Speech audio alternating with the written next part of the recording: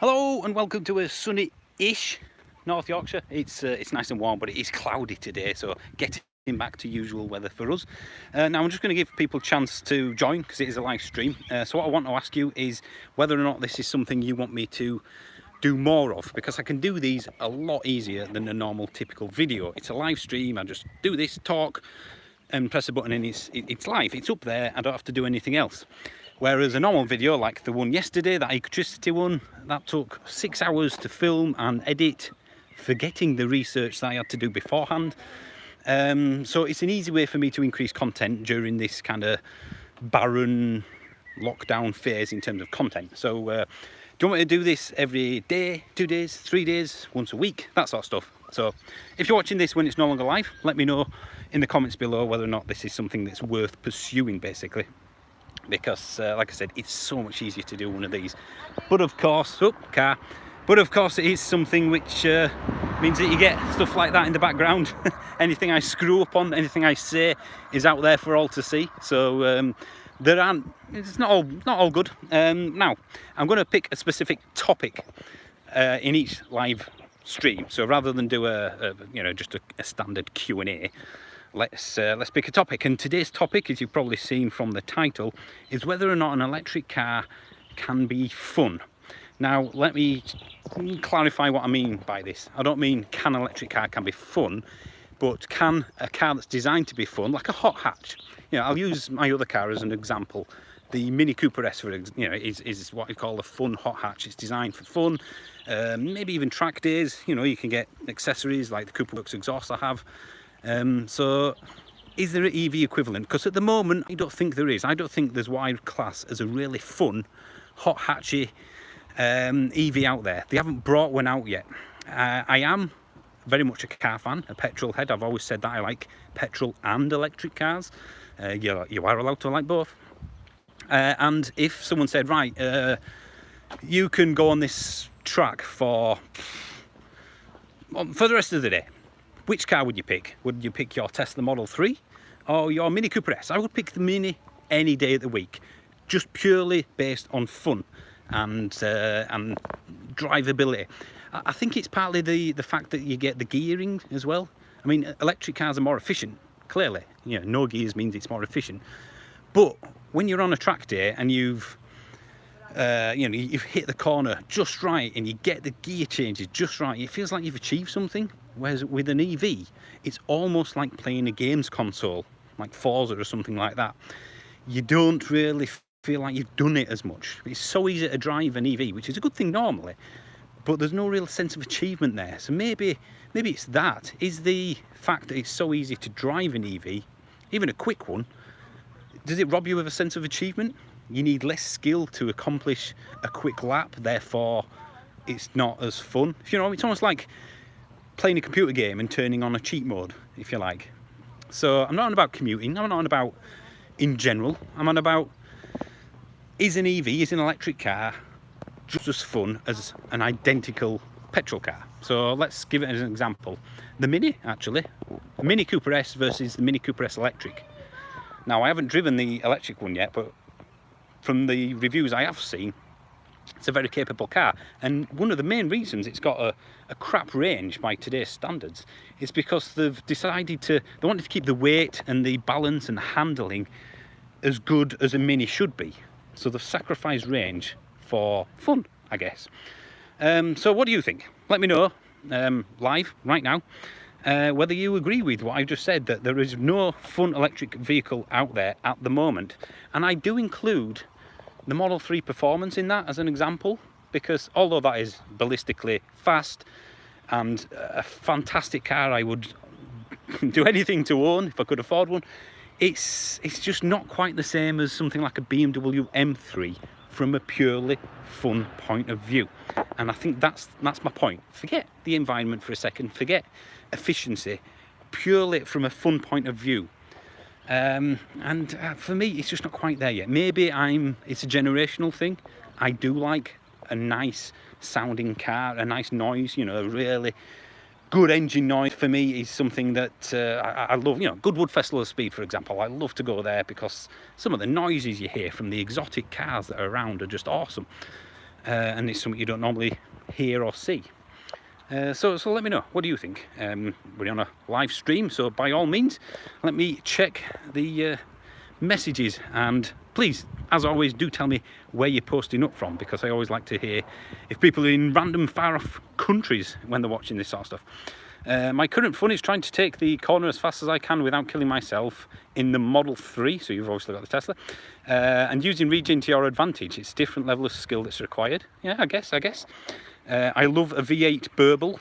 I know exactly what you mean, and that's one thing which I think is what, again, it's going to be a generational thing. I don't think my daughter will miss the nice noise of an engine, because she's probably never going to have known it to miss it, if you know what I mean.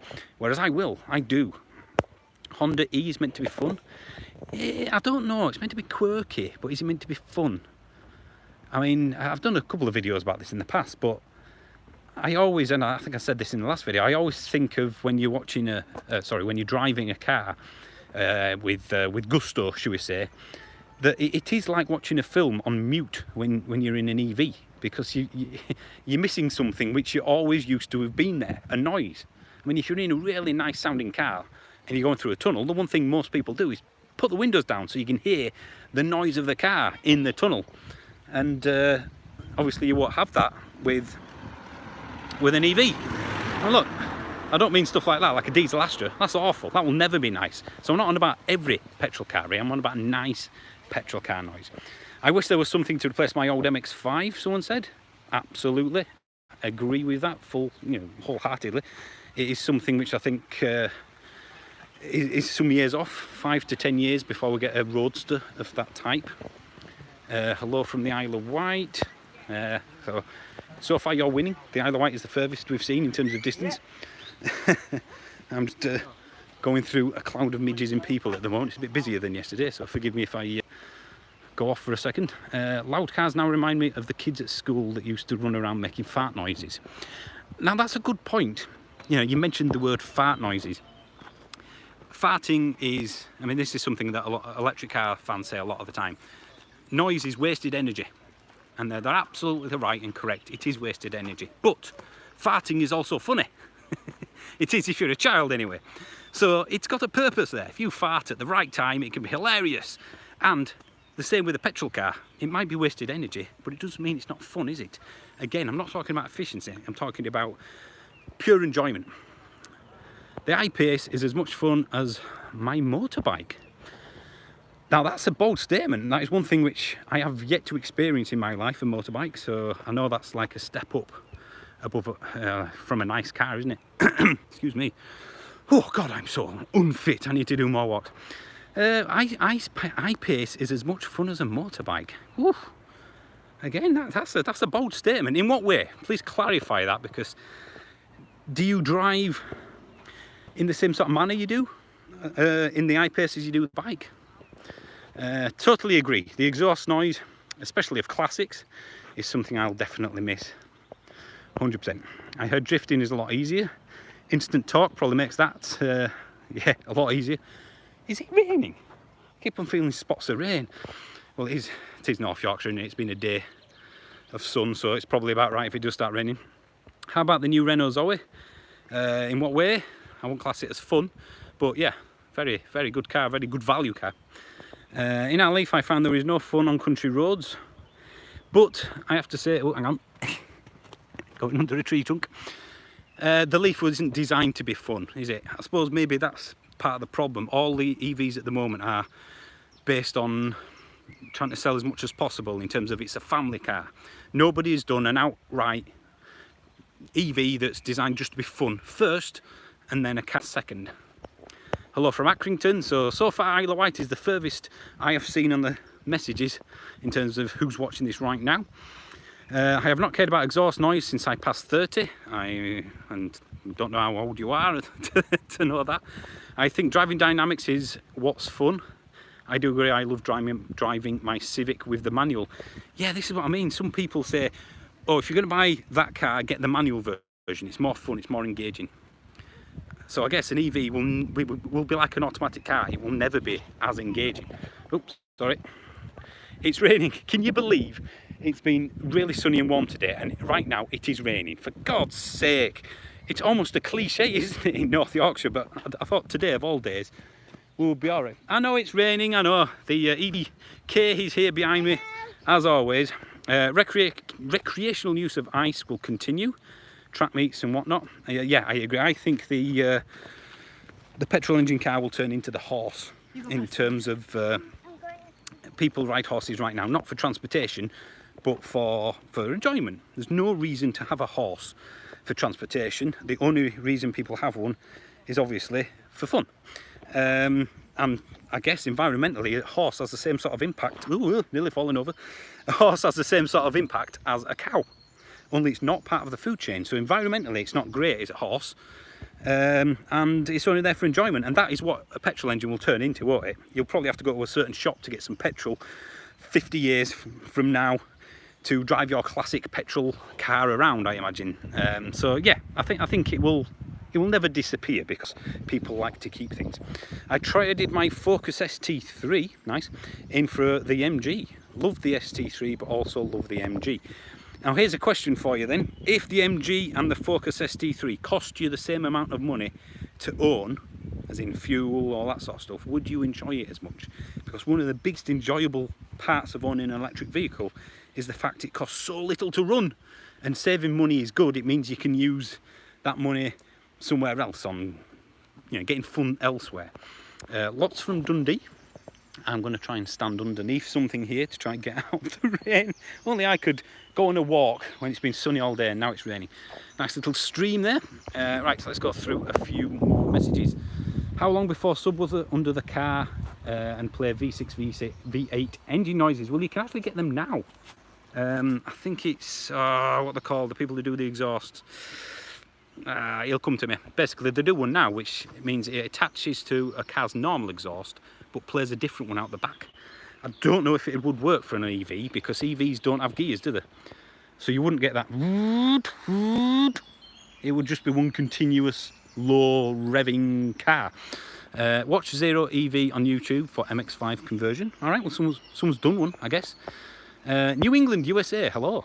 Oh, it's a pussycat. I've seen online Skoda are putting out a range of EVs, varying shapes and sizes. Look promising. Hello from Whitby. Oh, Whitby, Canada, not Whitby. Whitby to me is a very different place. I don't know if you know it exists or what Whitby in the UK is, but it's a very, very different seaside place. Very nice place to visit. The Mini EV definitely put a smile on my face, but the handling let it down. Too harsh suspension, too heavy for fun driving. The hybrid Mini Countryman handled better. See, when I tested the hybrid Mini Countryman, it was a while back, I wasn't that impressed, but I am used to a Cooper S, so a Mini Countryman ain't as good as that, I guess. Maybe I've been a bit spoilt by what I have. But yeah, I know what you mean. There's obviously a lot of weight to carry with a battery, which is why they've put a small battery in the Mini EV to keep those mini driving dynamics as close as possible to the petrol one. North Wales, enjoying the Q&As, good, hopefully. Hi mate, do you recommend buying a Zoe with owned battery? Just don't think my budget can stretch to monthly battery hire too. Well, it depends what you class it, because the car wouldn't be the same price. So there's probably a £4,000 difference-ish in terms of how much the leased battery Zoe would cost you versus the owned battery. So yes, you might be saving 50, 60 quid a month, but you'll be spending £4,000 or £5,000 to get that benefit. So it depends how long you keep in the car. The longer you keep the car, the more benefit the owned battery will be. Handling is more important for fun than noise, in my opinion. Yes, I suppose. Yeah, you're right. Yeah. Although a lot of chavs near me would beg to differ with the massive scaffolding pipe out the back of their 1 litre Corsa. But yeah, I know what you mean. On a track, handling is more important. Hi from Morpeth. Don't know where that is. Electric cars are fun. Have you not tried fart turn on signal on your Tesla yet? I haven't actually, because I can't drive the damn thing. But yeah, that's a little bit of fun. I think, you know what I mean. Fun driving. I love to drive. I love road trips. And if someone said, right, you've got two options: a Tesla Roadster, or a what's the equivalent to a Tesla Roadster? I know, a GT3 RS Porsche. If you know, if someone said, which one do you want to take along the North Coast 500, just to borrow it, it's not yours, you don't have to worry about fuel, I would probably take the GT3, just because it's so special. The Roadster is special and fast, but it's a technical exercise rather than a fun thing. I mean, Chris Harris, who most people will know from Top Gear, but he's been on YouTube for many years before that, I very, very much rate what he says. I listen to what he says, and he's an extremely good driver. Even Ferrari let him test drive stuff. So I always like to think he's someone who knows what he likes, and he's a massive car fan. He said it best for me in a video I did a few months ago, that Teslas are designed by people who don't like driving or don't like cars. I can't remember the exact phrase, and I understand what he means, because a Tesla is a brilliant technical exercise, but there's no real passion there, if you know what I mean. Passionate cars, or cars that have got something that you love about it, are typically not very good in certain aspects, are they?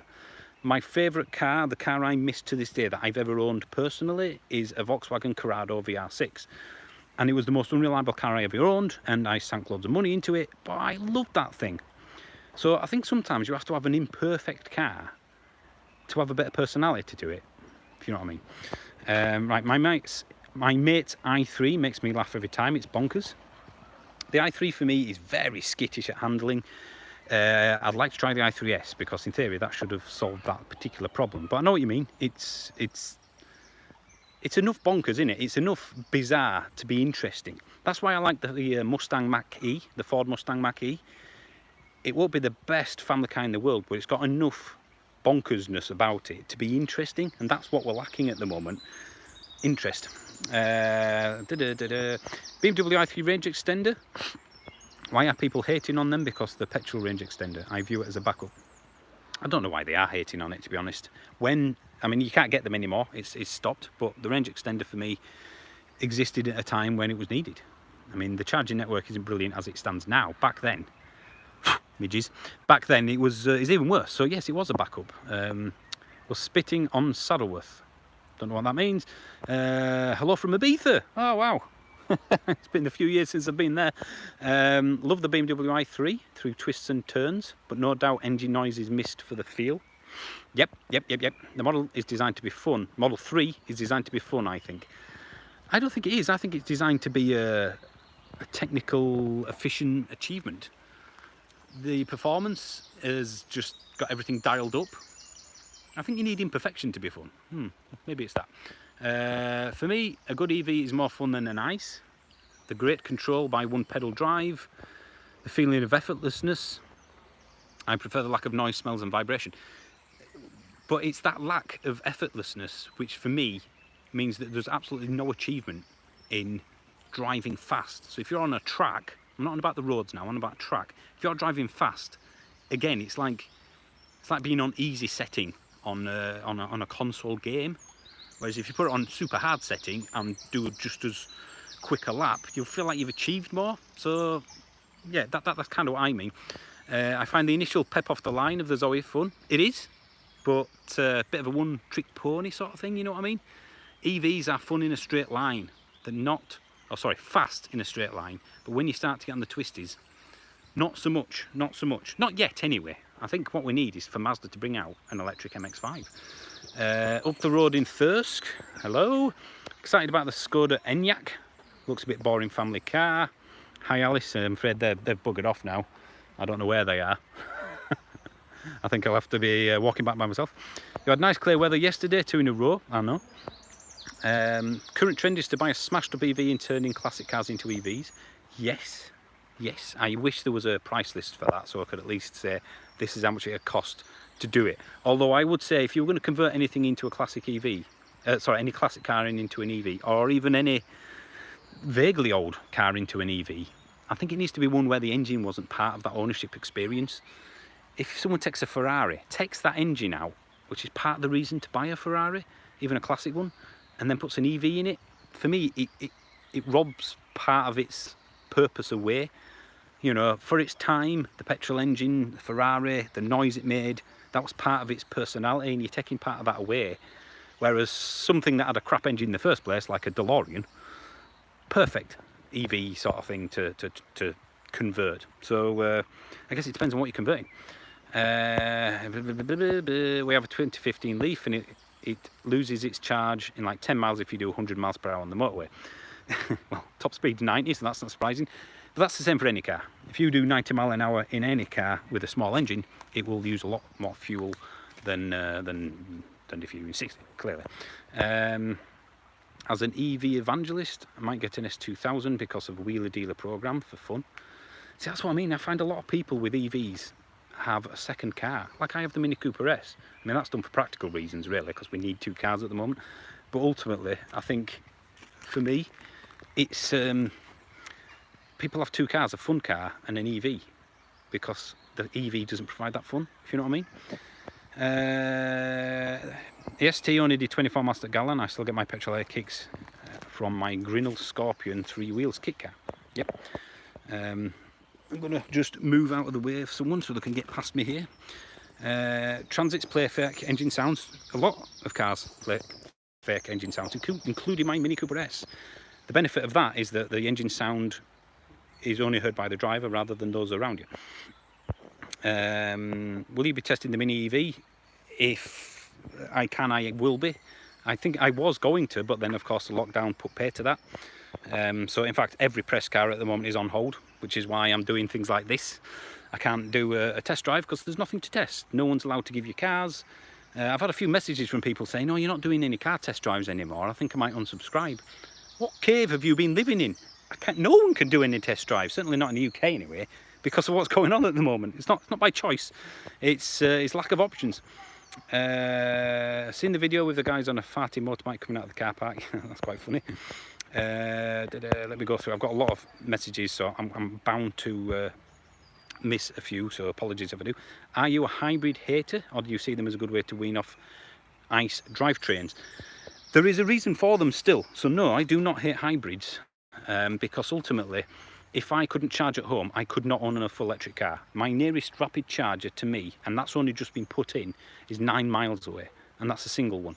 So no, if someone wants to go electric and they can't drive, you know, and can't charge at home, for example, then you have to get a hybrid. So there's no point in saying hybrids are pointless, because they're not at the moment. Give people no option and say, well, it's either full electric or nothing, then they'll go for a normal petrol car because they have no other option. So at the moment, they are a necessary evil, I think I would say. Tweeted you the other day about your Ome and whether or not you converted for your Leaf to the Model 3. I think I replied to you actually. Yes, I just got it swapped for a Type 2 because I had no other choice. I had to be able to charge the Model 3. I have never enjoyed the noise of any engine in my 50s, and I just never understood this. Yes, it is a car fan thing, clearly. So I think that's the first thing. If you look at as a car as a tool, if you look at a car as a tool, then you're not going to get what I mean with the noise sort of thing. Seems a bit childish if you need to listen to noise and play with a gear stick to have fun. No, I said fun driving. You know, I'm sure you have fun playing with your personal gear stick. It doesn't mean it's not fun, does it? I'm on about fun driving, not that's the only fun you can achieve. Octopus Go or Agile? For me, Agile. There's a very specific reason for that at the moment, though, which I can't tell you about. So watch this space. Road trips are great, and we went on a road trip to Sweden with all the family. Yes, we were due to go to Norway at the end of this month, and we were going to drive around for at least a week. We're going to drive to Norway as well in the Model 3, but of course that's all been cancelled, given what's going on. So it will happen eventually, who knows when though. Oh, my arm is killing me. I'll probably stop this in the next few minutes. If you do have any questions, please do let me know. Insurance costs on the Tesla versus the Leaf. For us, it was about, I would say it was about 70% more expensive, but you're looking at a car that could do 90 miles per hour and add 110 brake horsepower versus a car that's got, I think, 350 brake horsepower and costs more than double. So for me, it's not, it should be more expensive because it's a hell of a lot faster and a lot more expensive to replace. America, love the channel, thank you. Did you get premium maps free trial on your M3?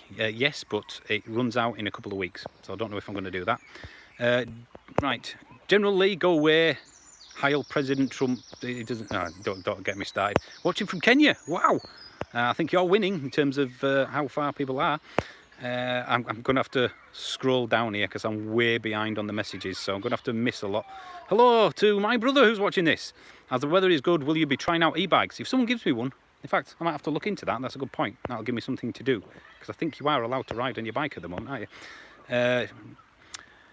Renault GT, so oops, just missed the message. Renault 5 GT Turbo. Wow, hard to drive, but I love that as well. It's hard to drive, so when you did drive it fast and well, it was a sense of achievement, wasn't it?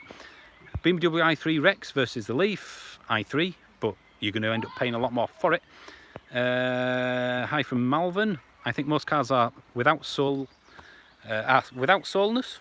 so the perfect option is a good EV to travel in long distances and a classic for fun. Yeah, exactly. Oh, pressing the wrong button. Norway starting to open up. My friend's little one went back to kindergarten. Yeah, I think it'll be, and I've got a big birthday coming up this September. I was planning on a big thing in terms of trip at the end of this year. I don't think it will happen, if I'm honest, but you never know. You got to be realistic as well. There's no point in just saying, well, I'm allowed out, so I am going to go out. We'll just have to see what happens. I had a ton of road trips planned for this year, because obviously a Leaf you're kind of restricted to a point to the UK. You could go to Europe, and I could have done a road trip in Europe, but ultimately it would have been a serious challenge and taken a lot of time. But with a Model 3, it opened up the whole of Europe, and now I can't go anywhere. Only I could buy a car and then find that you can't drive it anywhere. I've got a few thousand supercharger miles to use for free. I can't drive anywhere to use them. It's quite comical. The exhaust tone of a sports car for many is a thrilling sound. Even Bob from Fully Charged loved the sound of a VR6, and he hates ice. I think that's the trouble, isn't it? People hate ice because of the environmental aspect of it. So if you just take that out of the question for a second, then they are more fun.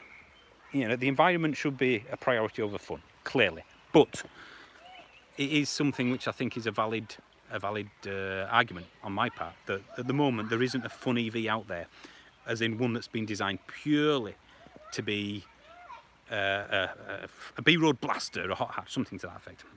So right now, I do want to keep this below half an hour, because if it goes on any longer, people never watch it back. In fact, people tend not to watch live streams back anyway.